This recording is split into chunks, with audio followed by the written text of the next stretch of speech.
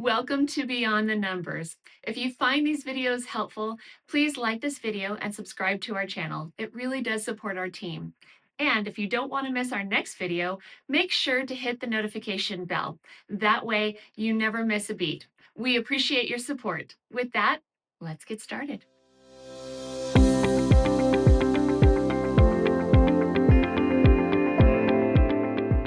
Well, hello again, Souls Well family. Greg Souls here with the update. First, on the family front, oh my gosh, we got through the whole festival season. It is crazy here. We have two weekends of Coachella, we have a weekend of Stagecoach, and it's nuts. So many people coming to town. A lot of energy here in the desert, but it's a lot of fun. As I mentioned, Nicole came in town. She brought 12 of her Hawaiian friends with her. It was crazy. But, it turned out to have a blast, to be frank. They were nice kids. They all behaved themselves. They went to the shows. They came home at a reasonable hour and actually even did a church service on Sunday. They asked me to do a church service for them on Sunday morning. So we all gathered in the living room and had a good old time together. So anyways, all is well with our family. Jack's wedding plans are coming together, which is really neat to see. So they picked out their venue, they got a date, and so things are moving along there with he and Sydney. So we're excited about that with all that going on. So I hope you and your family are doing well also. Market-wise, well, it's been an incredible month to say the least. April turned out to be an extraordinary month. Pretty much recovered everything that we had pulled back when March was tough. If you recall, we were down about 12% on the NASDAQ. We were down about 10% on the S&P 500. We got all that back and then some. So April turned out to be a really good month, and that's good to see. Well, what's going on with that? Well, it seems like there's a lot of bad news. Obviously, there's a lot of geopolitical concerns. We're still seeing high oil prices. That's a real problem. Inflation concerns are still out there. But frankly, the GDP numbers are still strong. First quarter of 2026, we're actually up 2%.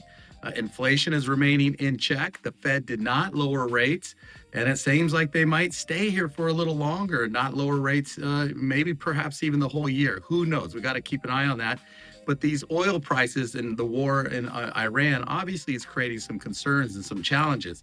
High oil prices are going to be a problem if they stay there. They will create inflation. So that's probably the biggest risk we see right now. But on the flip side, corporate America is just putting out some very strong earnings. At the end of the day, remember, the stock market is driven by corporate earnings. If we have strong earnings, you're going to have higher stock prices. That's just the way it is. Now, there's a lot of things that affect earnings, but in this case, we're seeing strong earnings, and so AI is kind of being put to work, and we're seeing some good earnings come out, and that's why we're seeing higher stock prices. So that's good news, but there's still a lot of potential risk out there with the higher inflation numbers, potentially with the higher oil prices, the war in Iran, and the geopolitical concerns we're dealing with are going to create a lot of volatility. So right now, everything's pretty good with the GDP numbers looking good. The labor markets are still pretty strong.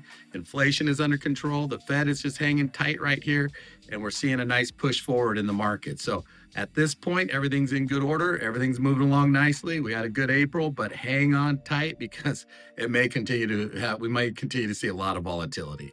All right, my very best to you. Of course, if there's any questions or concerns, never hesitate to call. I hope you and your family are well. Take care and God bless.